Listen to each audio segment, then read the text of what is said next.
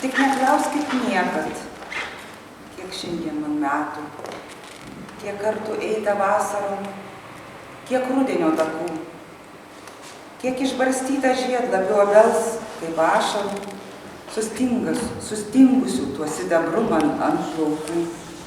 Ir nesakykit niekad, širdim jauna dar, sutinku beklevant likusį savo gyvenimą, pasakoti pradeda šiandienos mūsų popietės kaltininkė Angelė Marija Januškienė. Jinai tuo eilėraščiu prašo jos neklausti nieko, bet vis dėlto šiandien, miela Angelė Marija, aš vis tiek paklausiu ir nemažai. Todėl aš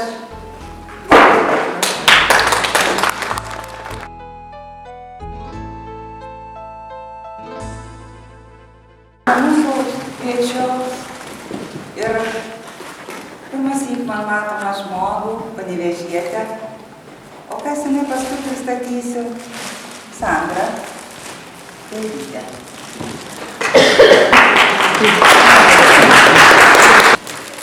Ir šiandien pristatom ne tik tai tą vieną knygą, pasakojo gyvenimą, kur yra, sakykime, eilėraščiai suaugusiems, ir kitą knygelę Žiedadulkės dukrelė, skirta vaikams, labai gražūs eilėraštukai.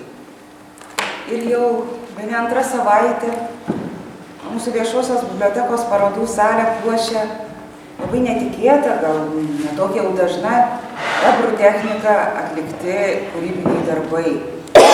Tai irgi Angelės yra sumanyta, padaryta.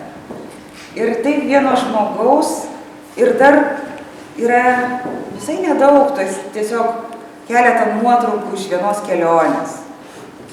Tai va ir fotografija tuo pačiu Angelė. Taigi viename žmoguje tiek daug telpa, kūrybingam, galiam žmogui viskas pasirodo pavaldu. Taigi, miela Angelė Marija yra Dzūkijos smėlėtos, Dzūkijos nederlingų laukų krašto mergaitė. Bet jau taip nutiko, kad daugiau kaip 40 metų jinai Aukštaitijoje, baigusi tuometinio Kapsuko pedagoginę mokyklą, su paskyrimu atvyko dirbti į Panevėžį. Ir taip tiesiog pasiliko šitam krašte. Vėliau dirbta Alizavos mokykloje, Salamiesčio ir Laisvės kolūkiuose. O nuo 1983 metų, beveik 30 metų, Angelė Marija ugdė Subačiaus krašto vaikus. Dėstė istoriją, visuomenės mokslą, etiką.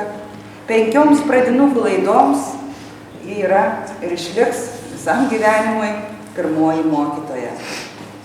Ir dirbdama pati nuolat gilino žinias, mokėsi Vilniaus ir Šiaulių universitetuose. Angelė yra aktyvi Kupiškio literatų klubo Levens balsai narė, dalyvauja įvairiuose literatūriniuose renginiuose Kupiškyje ir kituose rajonuose. Ir taip pat dar yra, čia su pulkeliu kupiškėnų, yra tokios gana solidžios respublikinės organizacijos, kuri vadinasi Poezijos ir kitų mėgėjų asociacija Branduma narė. Taip pat veda... Aš iš viso širdies esu dėkinga jums, mėlieji.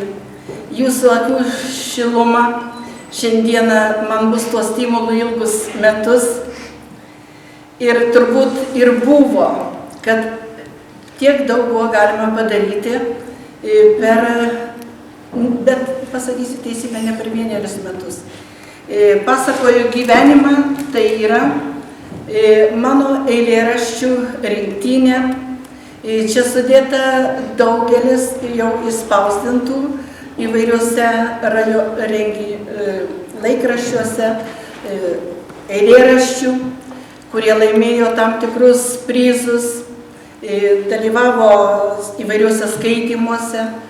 Ir man pasirodė, kad jie labai rimti, kad jie labai, kaip mano viena draugė sakė, brandūs ir taip tam atsvarą aš norėjau padaryti, kadangi palikau šiemet mokyklą, savo visiems mėliems mokiniams, pradedant Alizavos vidurinę mokyklą ir baigiant Subačiaus mokyklą, tai mokinukams visiems jaučia jinai optimistinė, linksma, vaikiškų svajonių, vaikiškų personažų knygelė Žiedadulkės dukrelė.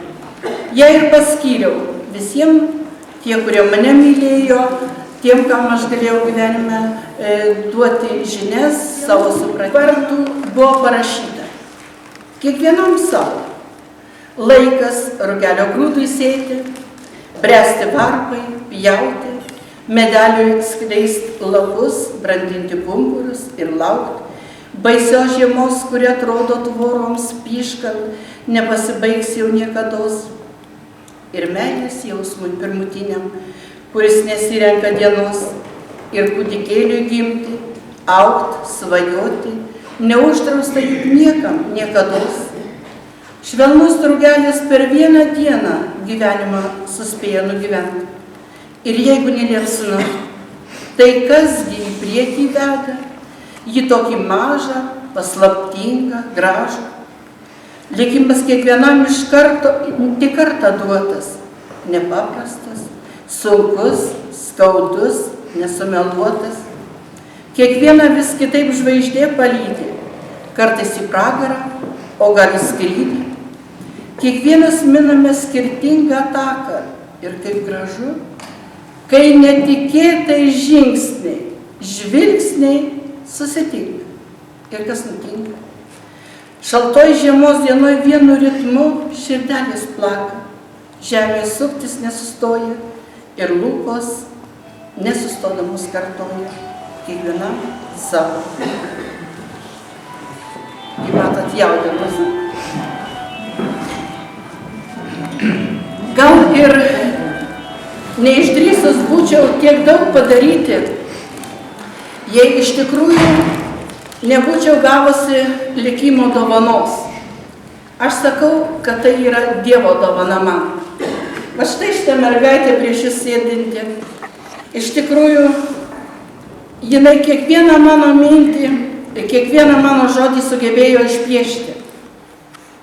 Aš jai be galo dėkinga ir iš tikrųjų noriu palinkėti, kad ją visada gyvenime lydėtų laimė ir jinai sutiktų pačius nuoširdžiausius savo kelyje žmonės.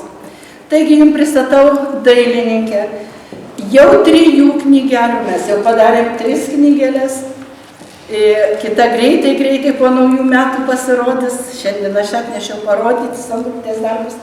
Taigi, Sandrutė, prieikite.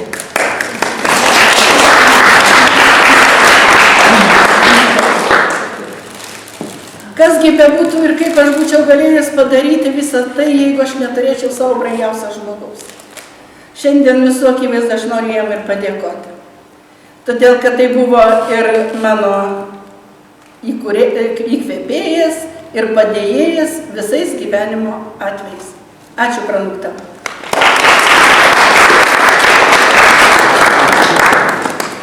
Jeigu ne patys mieliausi mano artimi žmonės, Jolanta, Jūratė, Danutė, Marcelė ir daugelis dar kitų, be abejo, aš tikrai šiandien neturėčiau šitos knygos.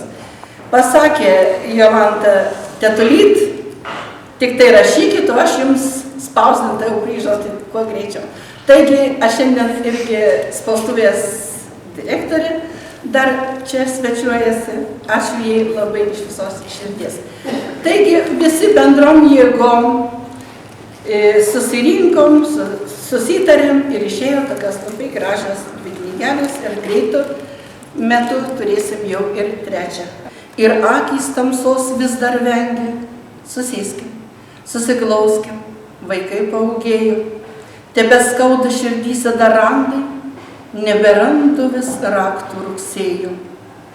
Uždekim žvakes, kertėse išnyk šešėliai, dalinkimės duoną, kasdieninį valgį, širdyse mes dar vis prometėjai, basakojų, nuo vikslų subraižytos blauzdos ir kilbukas ant meškerės galų. Šypsena, kai tas vėjas taip švelniai šviesa plaukas. Gerai žinomas posakis, kad ir savo žmogų pirmiausia sutinka, kad dabar avinčiai. Visai kitaip. Tai vat ir gal neklysiu sakydama, kad knygą, kai mes paimame į rankas, tai vis tiek pirmiausia pamatom jos viršelį, jos pavartom, nepuolam gal iš karto tam ir skaityti. Vis tiek žiūrim, ar yra kažkokios iliustracijos ar nuotraukos. Tai irgi, sakykime, pagal jos knygos rūbą irgi kažkaip sutinkam. Tai vat to dažniausia rūbo apipavidalinimo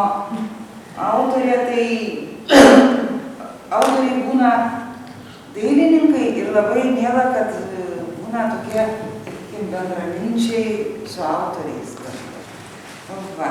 Tai aš, mielos Sandros, norėčiau klausti, ar čia tos Angelės knygos yra pirmosios, kurias iliustravai, ar pati kur mokaisi, papasakok apie save ir kaip suvedė jūs kelias galima čia padėti. Kaip man patys žodelis. Esu baigusi Panevėžio dailės mokyklą. Neteko dar iliustruoti Dienos knygutės. Buvo šitas filmas, man visai gerai pavyko. Garsiau prašom. Norėčiau apie Angelę pasakyti, kad Angelė labai šiltas, mielas, be galo įdomus žmogus. Džiaugiuosi galėdama su jums bendradarbiauti. Praplėsti akiratį ypač meninėje, kultūrinėje srityje. Man sušypsojo laimė, kad artimas sielų užsiėmimas piešimas įamžintas šiose nuostabiose knygutėse. Kaip yra sakęs rašytojas Paidas, tai, kas eina iš širdies, širdį ir pasiekia. Tad linkiu jums, Angelė, tokio nuoširdumu spinduliuojančio ir tolimesnio kūrybinio gyvenimo. O pati tiesiog noriu paklausti.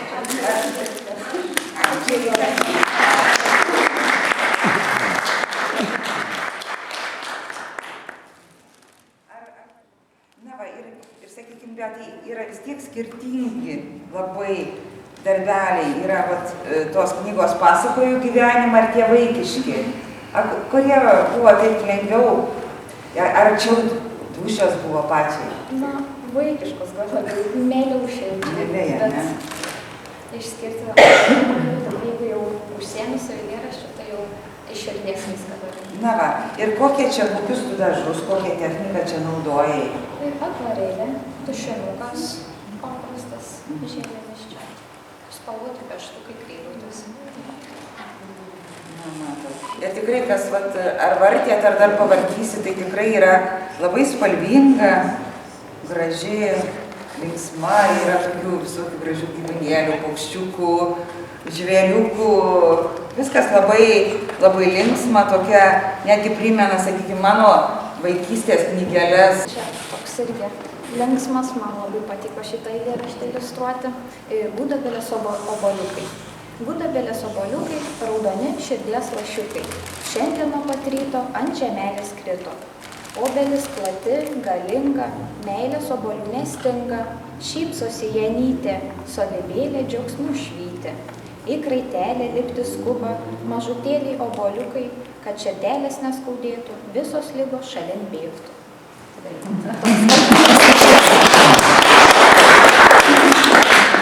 Tai aš kviečiu šios bendrovės direktorę ir, sakė, savininkę Jolantą Bubnelienę. Labą vakarą visiems. Labai smagu matyti jūsų visas gražias akis, besišypsančius. Ir labiausiai ačiū šios gražios šventės kaltininkiai, kaip aš vadinu, tetutį. Jai patinka, kaip aš ją taip vadinu, tetutė Angelė Marija. Ir nereikia galbūt čia tokių titulų, mes esam reklamos firma, darom, kas atsineša žmogus idėją, mes padedam įgyvendinti, bet ne apie tai kalba. Iš tiesų, susitikom su tetute nelabai linksmoje vietoje, tai yra laidotuvėse, išlydint, kažkas turi išeiti kad kažką turėtum sutikti. O apie tetutę dar mano pusseserė Jūratė buvo pasakęs keletą, būtent, sako, žinok, bet tu turi tokią dar giminaitę, būtent tetutės vyras, pranukas yra mano tėčio pusbrolis. Ir dėja, aš su juo susipažinau, būtent kai išleidau šitą knygą ir jau tėvelis mano miręs, tai taip, kad man yra labai graži vidinė pažintis ir būtent jisai ir panašus į mano tėtį ir man labai gera būtent bendrauti. Tai vat, ta tokia nelabai gera žinia, mūsų vedė su tetutė Angelė ir sako, gal tu gali pagelbėti ir sakau, žinoma, na, aišku, reikėjo kažką pakoreguoti, neleidau, kad jos knyga nugultų bele kaip sako, ant prasto sako, bet kokį tu imk. Ne, sakau, taip nebus, rasiu lėšų, bet kaip, aš tikrai nedarysiu taip, kad ir jeigu sklaidysit, kad ėmėm tą ir popieriuką gerą, kad ją būtų malonu paimti ranką, kad nenutriuštų taip greitai, nes jeigu žiedadulkės dukrelė, tai daugiausia vaikučiai lies, močiutės, tėveliai, seneliai, kas tik tai nori. O šitą rimtąją knygą iš tiesų labai nuostabus ačiū dailininkiai. Jaunajai, aš matau labai didelę perspektyvą šito jauno žmogaus ir mes palaikysim, kiek tik tai galėsim, už kojų ir už rankų, kad tik tai žmogus turėtų tą nišą toliau plėstis. Ir būtent tuos buvo užmanimas daryti ją juodai baltą. Sakau, ne, sakau, liūdesio gyvenime ir taip sočiai, televizorius rodo, gal mes nuspalvinkim tuos dailininkės paveikslus ir sujungus žmogaus ranką, žmogaus kūrybą ir techniką, visai sakyčiau, kaip pirmas blynas, šiek tiek ir pavyko. Man buvo labai smagu dirbti dėl to, kad tetutė, kaip sakau, na, eina kaip kaip automašina, nenuilstanti siela, sako, tetutė, jūs pensija, jums reikėtų atsipūsti, palsėti, žiūri, ir čia, jinai, padavauja, sako, nespėsim, sako, viską mes spėsim laiku ir tiesiog tai buvo subrandinta, išgalvota ir sutvarkyta taip, kaip turi būti ten paskui ten, na, manyčiau, kad labai smagiai mes ir darėm šitą darbą. Tai va, o aišku, smagiausia tai yra žiedadulkės dukrelė, aš siūlyčiau, kas dar jos neturit, na, dėl savęs, nesvarbu kiek jums metų. O jeigu turi dar anūkų, vaikų, proanūkių, būtinai turėkit šitą knygutę, aš liepiu įsigyti ją visiems savo draugam ir meiliai skaito dėl to, kad tų knygų, poezijos knygelį, ypatingai vaikučiam, yra šiek tiek mažoka. Tai, o čia tokie jie lengvi ir dar darbeliai, vaiko piešti dar jau suaugusio vaiko, bet vis tiek viduje mes tebe turim tą savo vaiką. Tai aš dabar, kad prieš skaitant eilėraštį, aš noriu šitos linkėjimus ir šitas gėles įteikti tetutei. Ačiū jums, apkabinu ir prisidedu dar prižadu prisidėti prie kitų jos darbų. Taip pat linkėjimai nuo mano vyro Viliaus. Ačiū labai. Taip pat meilės, būtent tas gėlės jums ir išveido. Pasakyk, mamyte, ką kalbėjo gėlės, kai saulutė rytą langelius pravėlė? Siuntė spindulėlį, kalbino lašelį, mažą, mažutėlį, ant balto žiedelį. Lašelis pakilo į saulutę skristi, šypsos jam žiedelis, laukiu vėl sugrįžtant. Būna ta žiedadulkės dukrelė kiekvieno jūsų širdyje. Jauskite vaiką, prisiminkite jį, kai buvote maži. Ir kartais galbūt ir suvaikėkit. Tai į sveikatą visiems ir ačiū man. Daina bus apie. Ačiū. Daina vadinasi Sentimentai. Pastatom laivus ir sugriaunam į praeitį mėlynus tiltus, išeinam visi iškeliauja ir man nebepasiliksim. Kiek lengvai išdalyjam išsaugotus vaikystės drugelius sąsiuvinius, palikę geriausią draugą, nesusimąstome. Argi negaila, negaila, negaila, negaila visai.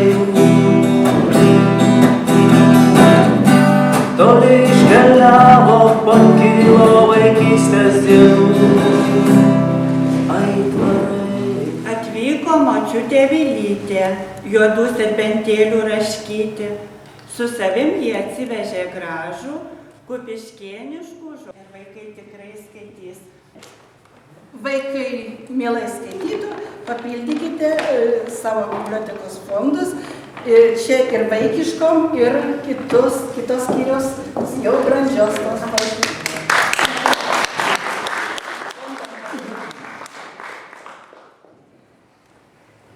Va, kaip jau įprasta, kiekviena knyga susilaukia recenzijos, kritikos žodžio ir turim, bet jis toksai truputį pasislėpęs tas recenzentas. Tai labai geras Angelės Marijos bičiulis, daug metų irgi gyvenantis Vilniuje, bet vis sugrįžtantis į savo čečelius, prie Subačiaus, į savo tėviškę. Tai aš kalbu apie žurnalistą, rašytoją, žurnalistų sąjungos narį Antaną Kubilių. Irgi yra išleidęs keletą knygų, romaną, būt neseniai jau antrąją romano dalį pristatė, perdavė laišką. Labadiena. Neseniai dienos šviesą išvydo gerbiamos poetės Angelės Marijos Jonuškienės poezijos knyga Pasakojų gyvenimą. Jau anksčiau teko girdėti jos skaitomus eilėraščius, kurie jaudino, kėlė emocijas, pagaliau stebino tikrų jausmų, žmogiškos sielos gerumu. Apjungti tie eilėraščiai knygoje virto talentingos poetės sukurtų didelių žmogiškų jausmų kalnų, pro kurį, būdamas abejingas, jau niekas nepraeis. Poezijos kalno nuoširdūs posmai privers pagalvoti ne tik apie save, savo rūpesčius, bet ir apie gyvenimo tikslą, mūsų tarpusavio santykius, brangiausius žmonės, tėviškės, apie mūsų tėvynės gamtos grožį, pagalvoti apie Dievo dovaną gyvybę. Mane asmeniškai žavi kiekvienas rinkinėlio eilėraštis, todėl, kad tai ne žodžių kratinys, o tokių eilėraščių atsiranda vis daugiau, o lyrinio herojaus trumpesnis ar ilgesnis, žmogaus, daikto, reiškinio, nepaprastai nuoširdus lyrinis apmąstymas. Prisipažinsiu, gerbiamos Angelės Marijos eilėraščius beskaitydamas, kelis kartus pagalvojau, kad juos parašiau aš.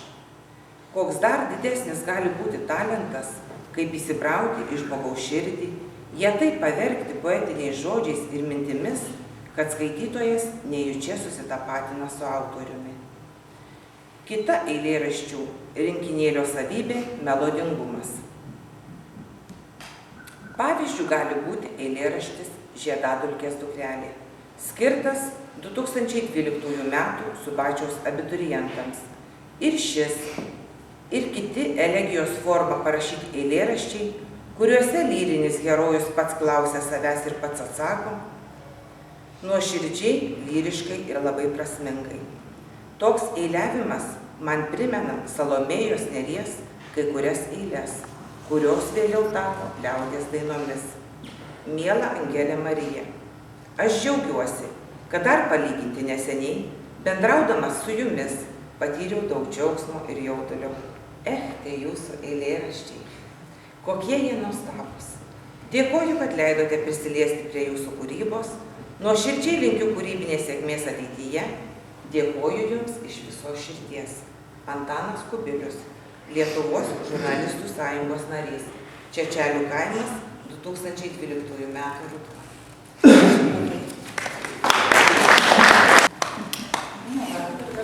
Tai priimkite šias gėles nuo Antano Kubiliaus. Tik iš mano rankų. Paplokite. Na, o mūsų keliai susitiko tada, kai dar Angelė Marija dirbo gimnazijoje, mokytoja. Tada prieš keletą metų prasidėjo mūsų draugystė. Ateidavo dažnai į biblioteką, rengdavome vaikų parodas, po to Angelės Marijos parodas. Taigi, neįsiplėsdama, jaudinausi labai.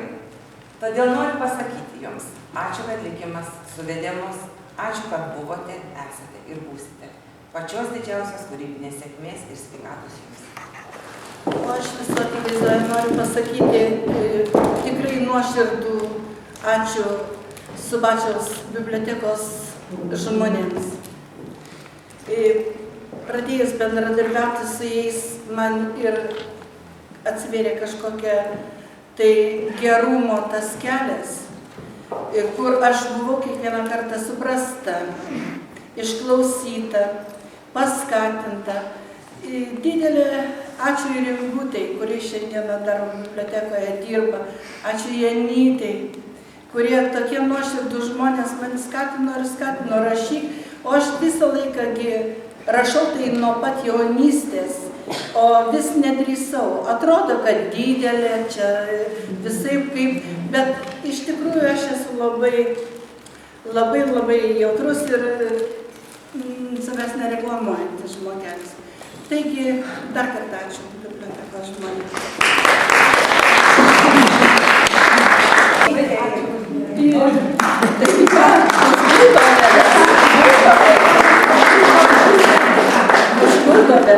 Čia va, buvusi mūsų bibliotekos darbuotoja Subačiaus, Janina Palšiūnienė. Ilgamis Subačius, tai norisi ir pačias gražiausios gimnazijos pasakyti va tiem draugam, kurie šiandien šalia manęs.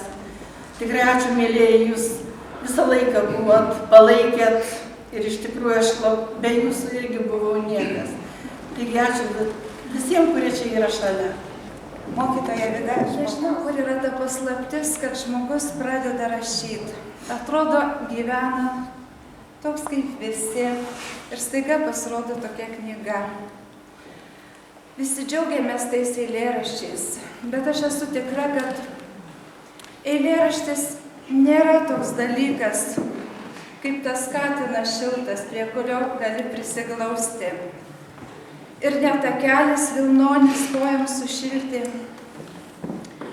Ir pažindama Angelę, aš žinau, kad jinai savo eilėraščius tai pirmiausia išgyveno, išjautė, po to parašė ir paleido į pasaulį kaip vaikus savo.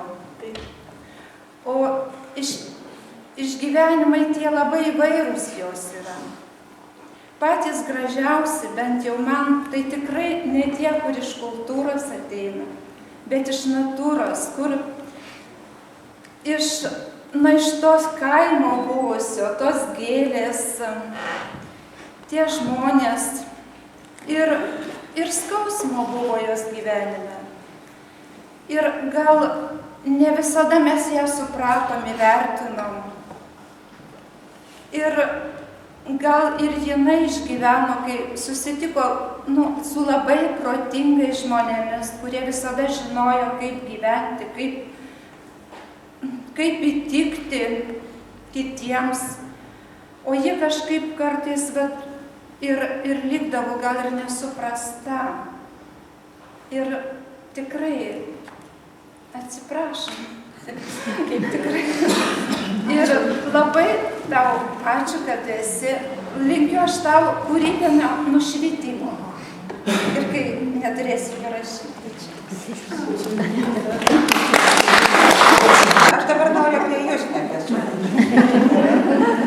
Nes jūs irgi iš to Subačiaus. Ir sakyčiau, taip ir Subačiaus vardą kažkaip ir už rajono ribų nunešat. Labai toli dabar. Dabar labai toli, bet man atrodo, tai, ką čia mes matome, su Evru irgi labai toli. Dar toliau kitus dalykai. Tai va, tai... Visiems pasakoja apie tos gerus žmonės, kurie man jubiliejinio gimtadienio progą padovanojo tokį čekį. Ir tame čekyje buvo parašyta Ebru kursai. Kažkaip nesiryžau net skambinti tuo nurodytų telefonu, o paskui neiškentusi antroje dienoj aš paskambinu, taip, sako, čia yra Irma Čekanauskienė, tai yra žmogus, kuri pirmoji į Lietuvą prieš 4 jau metus dabar atvežė šitą meną. Aš buvau iš Aukštaitijos vienintelė, šeštadienį aš jau buvau Vilniuje ir aš važiavau namo jau žinodama, kad aš atradau savo taką, atradau savo kelią. Lankiau 3 mėnesius kursus, pamatė mano tą norą piešti, jie ten, sako, dar tokio nesutiko žmogaus, kuri tiesiog jau daro viską, stengiasi taip. Buvo, atvažiavo tada į Vilnių, bet iš Jesil ir man išlaikiau egzaminą ir patį įgavau sertifikatą. Tai jau buvo irgi labai didelis pasiekimas. Nu, paskui man to buvo maža ir dar mokiausi, dar laikiau kitą egzaminą, gavau 2 sertifikatą, o šiemet kovo mėnesį aš gavau, lankiau dar toliau šitą mano mokslas tęsiasi ir gavau EBRO kaip terapija, kursą išlaikiau tokį ir gavau tokią teisę dirbti netgi prie psichologo, ar tai širdies gydytojo, ar tai neurologo, ar, nu, žodžiu, tam, kad padėti žmogui, kuriam labai sunku, kuris turi labai sunkių išgyvenimų. Ir 2 metai vedant man šitos EBRO seminarus, aš sutikau labai nuoširdžių, bet kartu ir labai nelaimingų žmonių. Ir aš šiandien galiu atvira širdim pasakyti keletą padėjimų. Ir tai jaučiu labai džiaugsmą didelį. Čia labai kviesiu visus, gal nuo vasaros, nuo pavasario.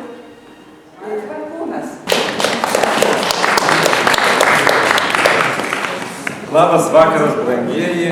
Kokios spalvos, kokie piešiniai buvo, kokia puikiai Angelė, matosi jos siela. Žmonės sako, protų nesuvokiama kitą kartą. Aš manau, kad kai protų nesuvokiama, reikia išminti pasi. Kupiškėnai, geri žmonės, man miela čia būti kartu. Jūs esat šaunuoliai, dvasios gydytojai. Man miela su jumis, aš myliu. O Angelė, ačiū labai. Kad mums pabandžius dar kokie nauji eilėraščiai ir naujos spalvos, energija, o čia protas ir išmintis. Kitiems iki pasimatymų. Ačiū, kad esate. Gerų kalėdų, sėkmingų naujų metų. O aš tikrai labai be galo esu laiminga. Jūs pagalvokit, kaip nebūti laimingai, jeigu ta 16 val. Ir eglutė įžiebiama. Taip. Kažkoks tai, nu, sutapimas geras. Ir toks žmogus aplankė mane tikrai iš viso pasakojo gyvenimą. Aš bandysiu tą išminti jūsų, kaip sakant, pasisemti. O čia tikrai pati gražiausia kalėdinė dovana. Ir mes ateiks Andrutė, paspauskim žmogui ranką. Čia tikrai šitą šaunį mergaitę visą tai padarė, šitą grožį. Bet matosi irgi neužteršta dušė, matosi kokios spalvos, dar yra ir graži perspektyva. Ačiū labai, ačiū. Labai dabar džiaugiuosi tikrai ir dabar noriu prisipažinti, kad šita knyga, jau šita ir 3 knyga jau įskaityta į Lietuvos vaikų radiją, jau skamba Izraely, Australijoje, Airijoje, Londone, nu va. Tai gal čia žodžių nebereikia pažiūrėti? Ne, yra.